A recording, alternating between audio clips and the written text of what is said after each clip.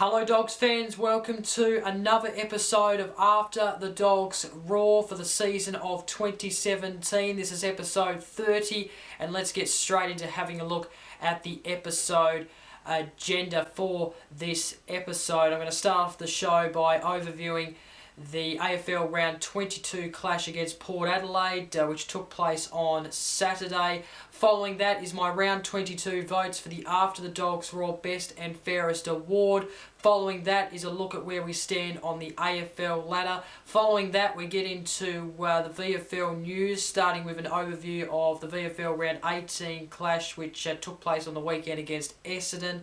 A look at where we stand on the VFL Ladder follows that, and then a preview to our final VFL home and away match of the season. It is Round 19 v Williamstown, who we've already versed once this year so far. Then going to preview our last AFL home and away match. It's the Round 23 match against Hawthorn. And then to finish off the show, it's the fan favourite segment where I answer the best 5 questions from you, the Western Bulldog fans, members, supporters. It's the 5 fan questions. Really looking forward to answering your questions at the back end of this episode. But in the meantime, let's get straight into overviewing the AFL Round 22 clash, which took place on Saturday against Port Adelaide. So of course on Saturday we're up against Port Adelaide in our second last home and away game of season 2017. It was at the new redeveloped stadium at Ballarat. It was actually the first AFL game for premiership points at Ballarat at the newly named Mars Stadium, originally known as Eureka Stadium.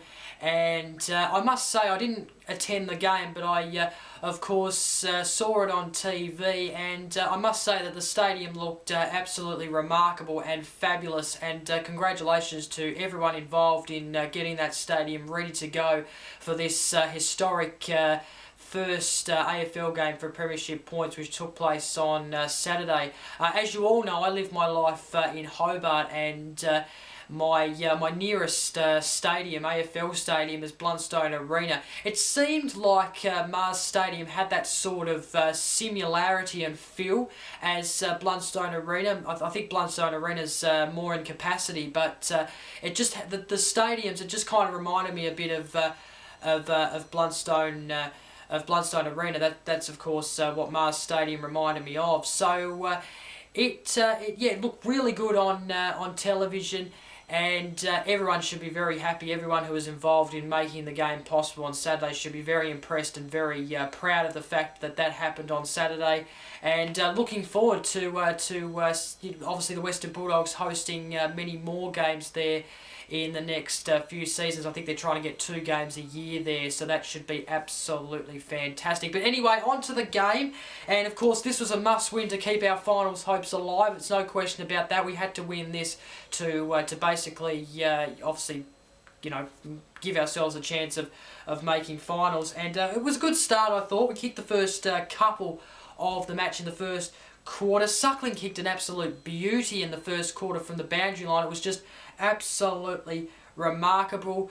Well, the big headline though from the first quarter was Jake Stringer. We know that he's been a bit out of form this year. He's also suffered some injury problems. He was gone in the first quarter with a hamstring injury, and you would have to think that he won't be playing any further part in the season. Won't be playing next week against Hawthorn. So that was a big story from the first quarter. We actually, however, held a quarter-time lead of 3-3-21 to Port Adelaide 2-2-14. It was quite a close tussle in the first quarter. Continued like that in the second quarter. Port did get in front in this second term. However, we got back in front at one stage in the second quarter and were able to hold a lead at half-time of 6-5-41 to Port Adelaide 5-5-35. Just a one-goal lead there to us at half-time.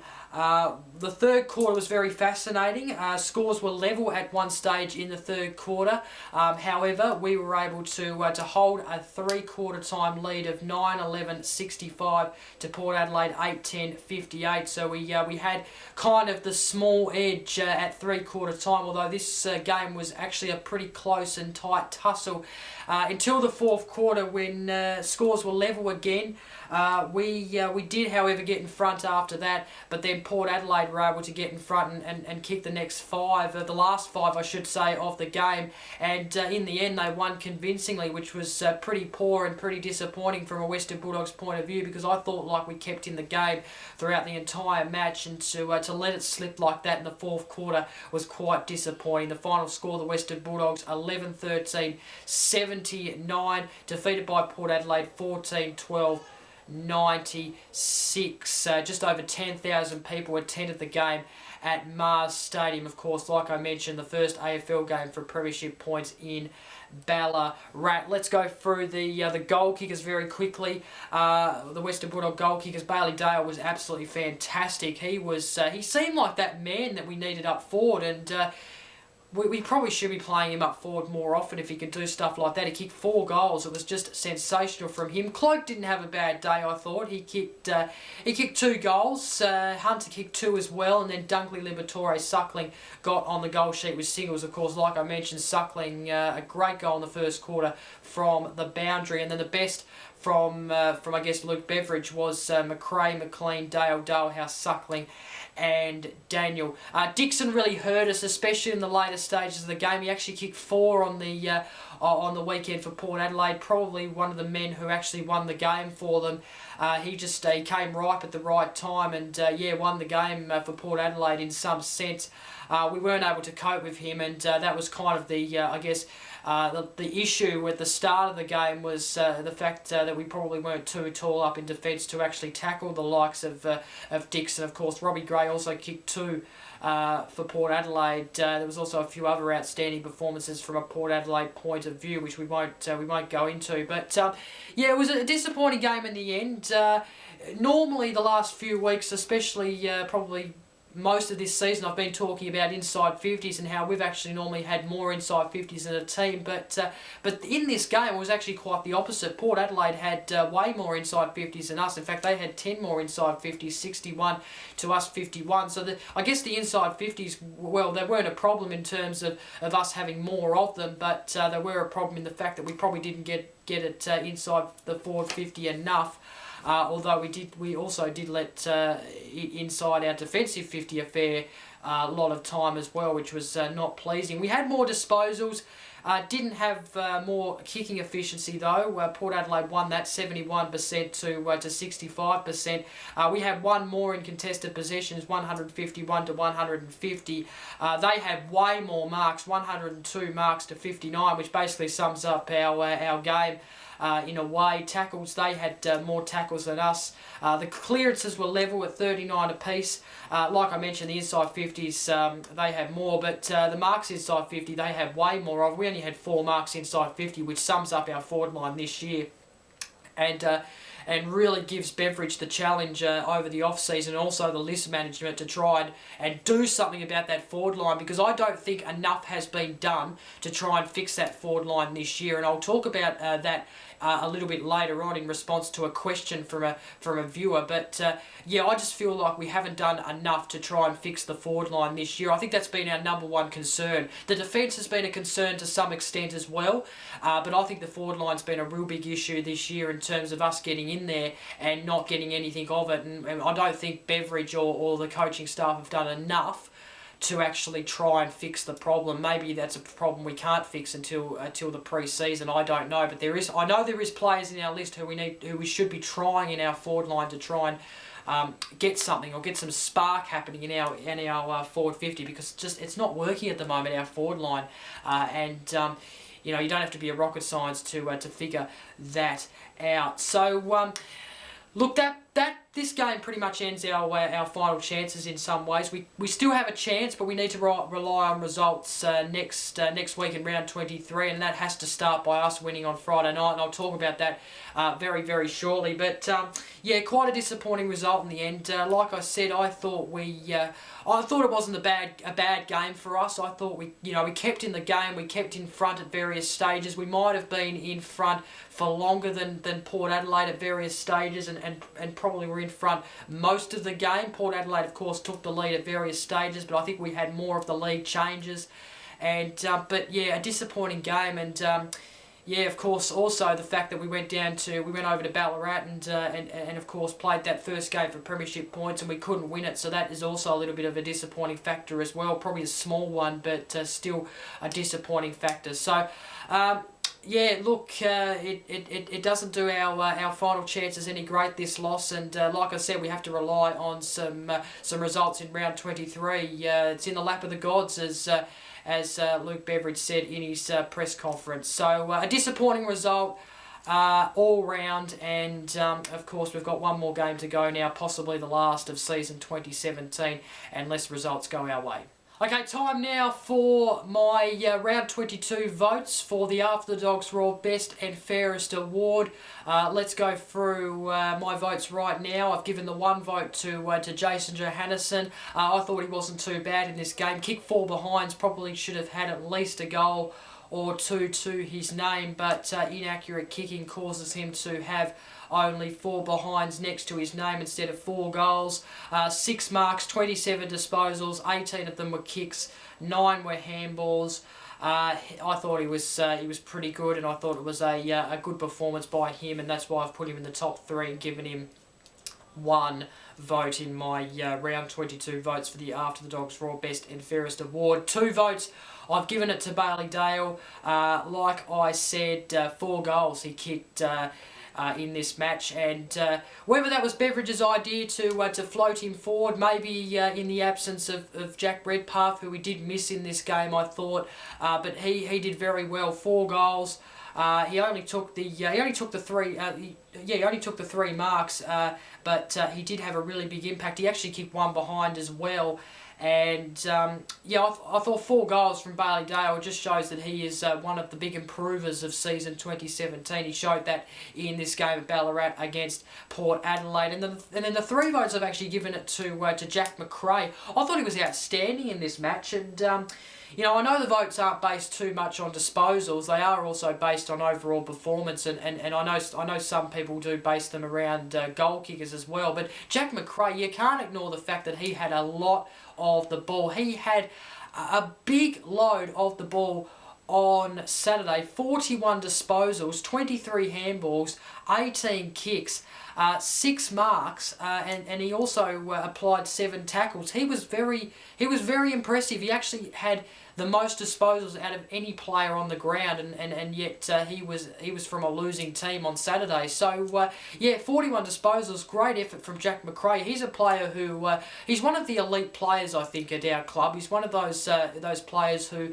is very important to our side, and I think he's really showed that this year. I think he's been very impressive, and he was impressive in this game. 41 disposals. I thought that was absolutely outstanding from the young man. He is only 23 years old, so he's still got a lot of improvement left in him. So he gets the 3 votes for me. Let's now have a look at how those votes have affected the leaderboard for the After the Dogs Raw Best and Fairest Award. So Marcus Bonampelli still leads, and it's probably safe to say that he is probably going to win the After the Dogs Raw Best and Fairest Award now, although if we do go into finals, then it is a chance that someone else will take that lead. But even if someone does get 3 votes, even if it is Jack McRae, he'll still be 1 vote behind after round 23, and Marcus Bonampelli will still have the lead. That is if we don't make the finals. So He leads on 22 votes.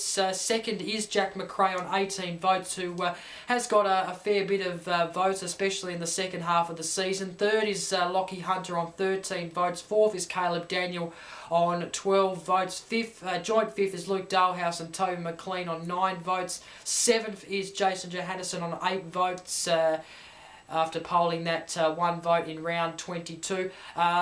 Lin Jong, Jake Stringer, Liam Pickett and Shane Biggs is joint 8th on 4 votes each. Joint 12th is Mitch Wallace, Tom Livatore, Zane Cordy, Jack Redpath and Bailey Dale on 3 votes each. 17th is Matthew Suckling on 2 votes, and then 18th is Tom Campbell, Lewis Young on 1 vote each. So that is the leaderboard for the After the Dogs Roar Best and Fairest Award. Okay, so time now to have a look at where we stand on the AFL ladder after round 22, after that loss against Port Adelaide on Saturday. And you can see there that we have dropped to 11th. St Kilda has actually gone past us on percentage. Of course, we're level on points with Essendon, the West Coast Eagles, and also St Kilda. Of course, Essendon having the better percentage out of out of West Coast St Kilda Western Bulldogs, and of course that's why they're inside the top 8, sitting on 8th place. But yeah, we're on 11th, and like I said before, we need things to go our way. It's in the lap of the gods, and we need some results to happen for us to make the top 8. So. Let's just go through. I've done a bit of a ladder predictor here, just to explain what needs to happen for us to make the top 8 and make the finals, and book ourselves in the 2017 final series. So it has to start on Friday night with us winning against Hawthorn. If we lose to Hawthorn, that's it. It's done and dusted. The results that then matter after that game is the Sunday games. So we have to rely on Fremantle to beat Essendon, which is, let's face it, it is unlikely at this point because, well, Fremantle have had a shocking last 2 weeks with 100 plus results and yeah, 100 plus defeats. But I guess the upsize is that Fremantle have beat Essendon in the last 4 games. However, they have all been in Perth. So it has to start with Fremantle winning against Essendon, and if the Bombers win, then that's it. They go into the top 8, and we don't go into the top 8. So it has to start from there. The Crows need to beat the Eagles, and we also need to rely on Richmond beating St Kilda, because the Saints have a better percentage than us. Unless we get a big win on Friday night, St Kilda have a rather just a slight better percentage than us at the moment, which it could easily change if we get a big result on Friday night, because it's only a little. They only have a little better percentage than us by a little bit, but yeah, we need to rely on Richmond beating St Kilda. So that's what needs to happen. You can see there the latter. If those results happen, you can see there that we're on 8th place on 48 points and 4 points clear of Essendon, West Coast, St Kilda. So we need the Bombers, Eagles, St Kilda all to lose in round 23. The only if St Kilda win but we have a better percentage, then that's the only one, probably the only result we can probably get away with. But if the Bombers and Eagles win, then that's our year done basically. So that's what needs to happen for us to make the finals in 2017 after round 23. We must rely on the Crows beating the Eagles, the Dockers beating Essendon, and preferably Richmond beating St Kilda. Okay, time now to move on to what's happening in terms of our VFL side, our Footscray Bulldogs, our lovely VFL side, who have had a decent year this year. It's fair to say that, set to play finals once again this year after their grand final win last year. They took on Essendon in their round 18 clash on the weekend. And we actually had beat Essendon previously earlier this year, but it didn't get off to a great start in this game. It didn't look like we were we were, I guess, going to win this easily. It was always going to be a tight tussle, and that proved to be in the first quarter when we were down 4-5-29 to 2-2-14. So we trailed Essendon at quarter time. We then trailed Essendon at half time by 10 points, 6-5-41 to 4-7-31. We then trailed at three-quarter time, so it seemed like we were playing a bit of catch-up footy in some sense. We were behind for most of the day, and we were behind at every change. 10-8-68 Essendon three-quarter time to the Footscray Bulldogs 9-9-63. Unfortunately, we went down to Essendon in the end, but it was a tight tussle. It wasn't a convincing win to Essendon, but it was a tight win to them. And unfortunately, we don't come away with the chocolates, and we lose the final score. The Footscray Bulldogs 12-11-83, defeated by Essendon 13-10-88 at Windy Hill. Let's go through the Footscray Bulldog goal kickers. Honeychurch had a good game with 3 goals. The talking point out of the game is Tom Boyd returning after his health issues, his mental health issues. Of course, we hope that he's going well. It was great to see him return in the VFL on the weekend. Kicked a bag of 3. He's been well missed in the forward line this year. It's fair to say that. Gowers kicked 2. Webb, Campbell, Smith and Jamison kicked singles. And then the best players were Campbell, who got best player. Probably someone we probably need in our senior team, to be honest, because we need more talls in our team. It's fair to say that, especially up against the likes of Dixon, who we played on Saturday. Lapinksi, Webb, Gowers, Boyd and also Honeychurch got in the best players. What's going on with Honeychurch? I know that he's out of contract at the end of this season, but there's been a few people saying that we should delist him. I actually rate him as a footballer. I think he's been showing a lot of promise in the VFL. He's only 22 years old. He's not going to get the majority of senior opportunities as some people actually expect. He is going to get a lot of VFL time, especially we have seen that this season. But what is up with that? I think he's a great player. I don't know why we would delist him. I think he's still needed at the club and is too young to delist at this point in time. Lapinksi's another one who I think is very promising, and I'd like to see him play a senior game next season, because or definitely try him in the pre-season and see how he goes, because he's been showing a little bit of form in the VFL as well. So yeah, that's our VFL side. Yeah, unfortunately not getting the chocolates on the weekend. We're still, of course, at the point of being able to make finals. We are sitting on a final spot in the ladder, and we'll actually have a look at that right now. Let's have a look at the VFL ladder and how this result has affected our position. So let's have a look at the ladder, the VFL ladder after round 18, and you can see that we're sitting on 7th place. We can't drop out of the top 8 now. On 40 points level with Essendon, Richmond, with the Tigers having a better percentage than Essendon and Footscray. But yeah, we can't drop out of the top 8 now.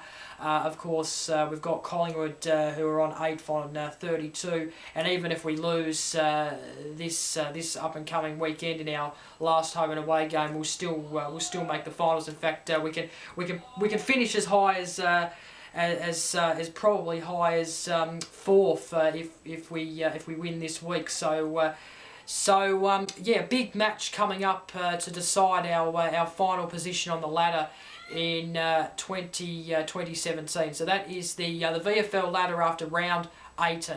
And our final home and away game in the VFL is an absolute tough one, but it should be a beauty, hopefully. It is Footscray Bulldogs taking on Williamstown at 7th v 1st. We versed Williamstown not too long ago at Burbank Oval. That's, of course, Williamstown home ground.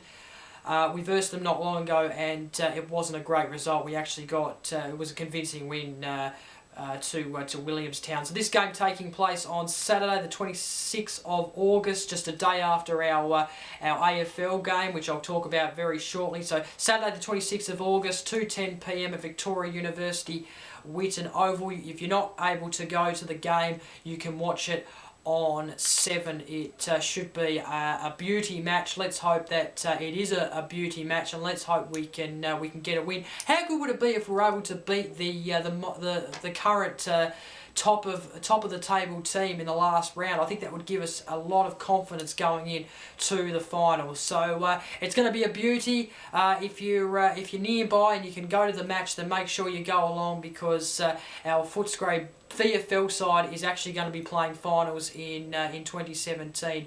And by the way, just on another note, if our senior side don't make the finals, I'll keep doing After the Dogs Raw until our VFL side get knocked out of the finals. So just repeating, if our senior side don't make the finals, I will still continue to do this show until our VFL side gets eliminated from the finals, because the VFL side is just as important to this show as the senior side, of course. So we're all one club, and of course on this show we support not only the senior side, but also the seconds and also the women's as well. So looking forward to that VFL clash. It's live on 7 and 7+, so you can watch it from the comfort of your own home if you're not able to go.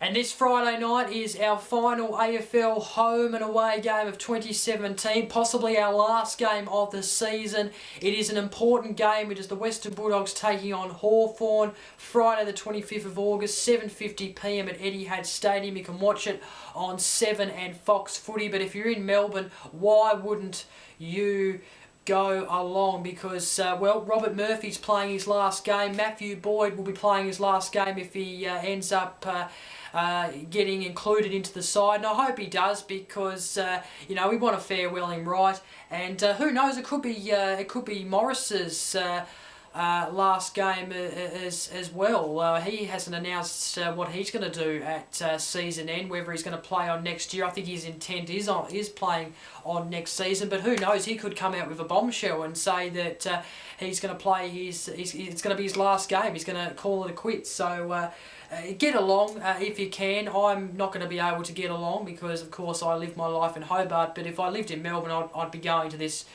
game, because and of course we still have a chance of making the finals. Of course, we have to have results go our way, but even though we might not make finals, this is still a massive game. We haven't versed Hawthorn this year as well. This is our first match-up against Hawthorn since that famous semi-final last year, which of course got us into that famous preliminary final against the GWS Giants. And then if you want to relive further, that famous preliminary final got us into that famous 2016 AFL Grand Final, which of course we won. So yeah, looking forward to this game. Let's hope we can get a win. I think I probably would have looked at this game a couple of weeks ago and thought that this is going to be a real tough game. It still is going to be a tough game, but I think with Colton beating Hawthorn, it gives us a little bit more confidence in the fact that we can actually beat the Hawks, who have improved in the second half of the season. It's fair to say that. So a big game coming up on Friday night. Friday night footy at Etihad, a couple of retirees playing probably, and it should be an absolute beauty. The Western Bulldogs Hawthorn this Friday night, 7:50 p.m. at Etihad Stadium. Get along if you can. Otherwise, sit down on your couch and watch on 7 and Fox Footy. Okay, time now for the fan favourite segment. It is the 5 fan questions. I've actually got 6 questions this week because I got asked a question on last week's YouTube video in the comments on YouTube, a very interesting question that I wanted to answer. And even though I do take the comments from the Western Bulldogs forum, I do invite people who are not in the Western Bulldogs forum to leave comments down below and leave questions down in the comments, and I'll have a look at them and possibly answer them. So here's a question from James Sutton, who said, "Another great episode, Bev. Always enjoy your analysis." Thank you very much, James. Question maybe for next week: with so many young stars coming through, do you get nervous that we won't be able to afford to keep them all? Like, I do get a little bit nervous because, of course, we've got some players on some big salaries, but I'm not sure of our salary cap and our budget and so forth. So. But I guess I just put trust in the club to make the right decisions and have enough budget to actually keep the players that we need to keep and should keep. But anyway, going on to his to the second half of his question, And if so, who would your top 5 priority signings be for players under 25? Cheers, James. It's a very interesting question, a very fascinating question. I've taken this approach to answering your question, James. So what I've done is I've went through the Bulldogs list, and I've picked the players under 25 whose contract is either ending at the end of this year, 2017, or the end of next year, 2018. I haven't looked beyond that because I think there's just no point at the moment because it's just too far away. So here's the list I've come up with. So players contract expiring this year for 25 under players are at the end of this year: Josh Pruden, Brad Lynch, Lucas Webb, Mitch Honeychurch, Nathan McClingham-McHugh and Rourke Smith. And then in 2018, at the end of 2018, you have Zane Cordy, Mitch Wallace, Lynn Jong, Kieran Collins, Jake Stringer, Jack McRae, Fergus Green and Clay Smith. All those players contract expiring at the end of next year, 2018. So the top 5 players priority signings out of those players with those lists combined, for me, Mitch Wallace. I think he's proved that he is an important player. Even though he got dropped for last week's game, he's still an important player, and I think he's had a really good season this year. I'm very adamant about that, and very I'm very strong about that. I think he's actually come back very well from his injury, so I would definitely sign him and make sure he stays beyond 2018. Jake Stringer, I know there's been a lot of talk about him. But I would keep him at the club. He's only 23 years old. He's still got football left in him. And even though he hasn't had the best couple of years and hasn't had a year like his 2015 All-Australian year, we know what he can do and we know what he's like. It's just about getting his body right, getting his mindset right. He's had a bit of injury interrupt his season this year and even last season as well. So I think once he gets all that stuff right and has a good pre-season, and that could be hopefully over this next pre-season, then he could be back to his best next season. Let's hope he is. And let's hope he also has a really stable forward line to perform at his best, because I believe that's how he performs at his best, when he has a real stable and supportive forward line with him. At the moment, let's face it, he doesn't have that at the moment, and he's been playing, centre half forward, and when he really should be playing it on the pockets and the flanks. Jack McRae, I said before, I give him the 3 votes for round 22 on the After the Dogs Are All Best and Fairest award. Had 41 disposals on the weekend. He gets a lot of the ball and has a big influence, so I'd definitely extend his contract. Kieran Collins, I'd definitely extend his contract. I've been a bit disappointed that he hasn't actually played a game this year, he hasn't played a game this year, I don't think, but he's rarely played this year if he has.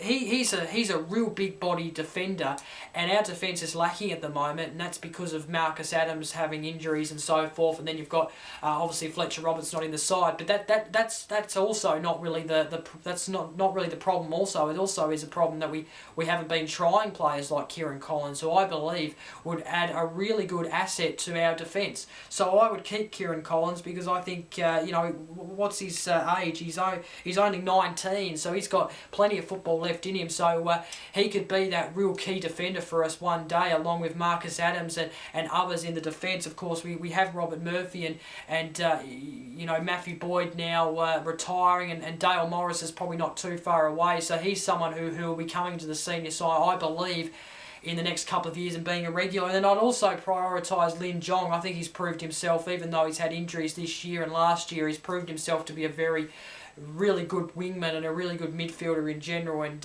he plays some very good footy at the best of times. But even prioritising, and by the way, that's not in any order, by the way, it's just my 5 priorities in no order, but even having a look at the other players who I didn't mention, I would tick Brad Lynch off. I would keep him. I would keep Mitch Honeychurch. I would keep Nathan McClingham-McHugh, who I hear is a good forward and has actually shown promise in the VFL this year. I'd tick Clay Smith off. I'd tick Fergus Green. He's a forward. We need more forwards.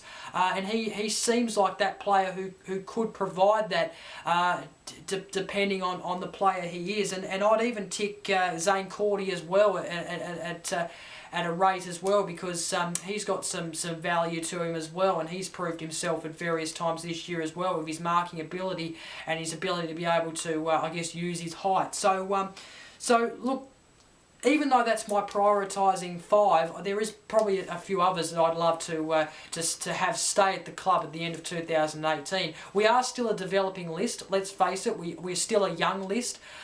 You know, even though we won the grand final last year, we're still not that top side yet, like a Hawthorn who went back to back to back, or a side like Geelong who had that stint. We're still developing as a team, and we're still trying to get areas of our game right. Matt Button asks, should Matthew Boyd play against the Hawks? If so, for who? Well, I definitely think he should play. Even though we probably should be focusing on winning this game, we also need to consider the fact that you know, Matthew Boyd has played a long stint at the Western Bulldogs and deserves a farewell game. I'm not sure whether he's actually going to play at the VFL season. I don't know if he's actually confirmed that or anything. So maybe he won't get a game because he wants to play out the VFL season and play right through their final series, because he has played a majority of the year in the VFL. But if not, and this wants to be, I guess he wants it to be his last game, then he should come in, I reckon. And who goes out? Well, he probably should just come in for Stringer, really. There's probably a couple of other players in the mix to go out. Maybe, I don't know, Tory Dixon didn't have the best of games, but then I wouldn't remove him because he's got a lot more height than some players. And then, you know, obviously probably maybe young Lewis Young could maybe go out. I don't know. I wouldn't make too many changes to the side this week, even though we need to focus on winning, because we are still a chance to make the finals. And even if you know, if Fremantle upset the Bombers and Crows beat the Eagles and Richmond beat St Kilda, then, you know, if we've won on Friday night, then we can of course go on and play finals. So look, I think he should play against the Hawks, but that's dependent on whether he's going to play out the VFL season or not, whether he's actually eligible or not to actually play in the finals. So is he eligible actually, now that I think about it? I'm not sure, because he is a senior AFL player. Is senior AFL players eligible for VFL finals? I don't know. You can probably answer that. But yeah, I think he should play against the Hawks. Just be great to farewell him, and yeah, I think it'd be quite harsh to leave him out of the side. Casey asks, did going to the GWS game recently give you extra insights about our club compared to watching the game on TV? It's a very interesting question. It's a good point you make, because when you go to a game live, and I'm sure you've all been to numerous games live, and you can all tell the difference from watching it on TV to watching it in person. You can look at any part of the ground, and you can look at any space, any position. The TV, it only minimises to one section where the ball is.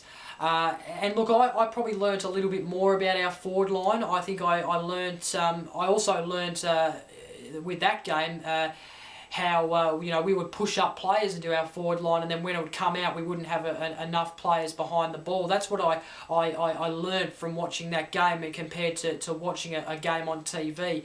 And then of course the targets inside 50, you can see it. You can see who's inside our 50 compared to on TV, where you probably can't see it as much.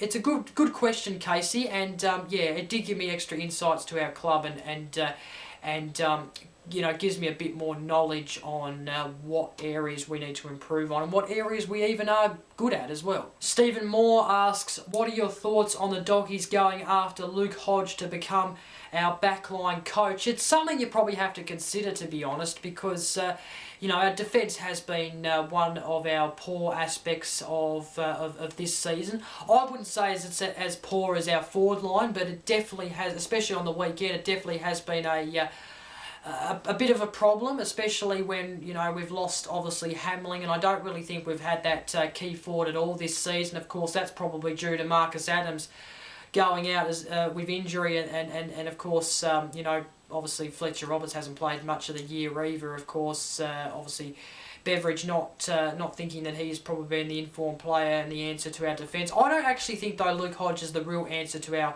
our defence. I think it has to lie on the list management, and it has to lie on the players that we play in that position. I think Young is a tick, but then you also need a lot of taller players as well. But you have to consider Luke Hodge. He is a great at the game. He could help the back line.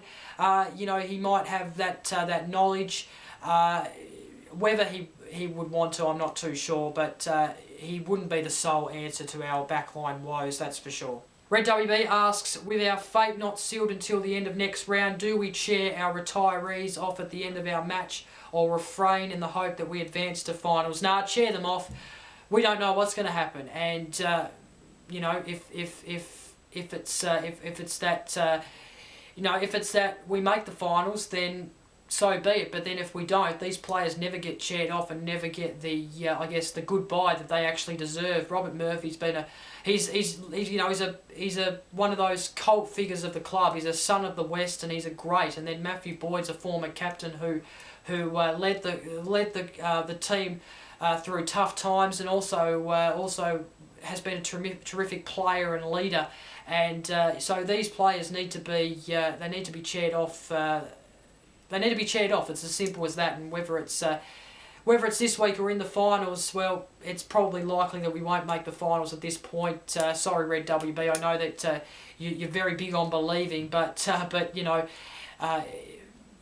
look, there's no guarantee that we'll make the finals at the moment. So because of that, I would cheer these absolute champions of the club off the ground for sure at the end of Friday night's match, and I'm sure that will be along with Hawthorn's retirees as well, Luke Hodge and obviously Gibson if he plays as well. Matty Lyons has the final question. He asks, in order to scrape into the finals, results would have to fall our way. Do you support the idea of rival coaches discussing swapping knowledge in order to collaboratively plot the downfall? Or another example, Bevo sharing tactics with Ross Lyon to help the Dockers beat the Bombers. Not really sure if that's something that happens, Matty. I don't know if it does happen. Obviously round 23 hasn't been, or I guess the ladder hasn't been this close at the start of round 23 compared to recent years. So I'm not sure if that's something that would actually happen.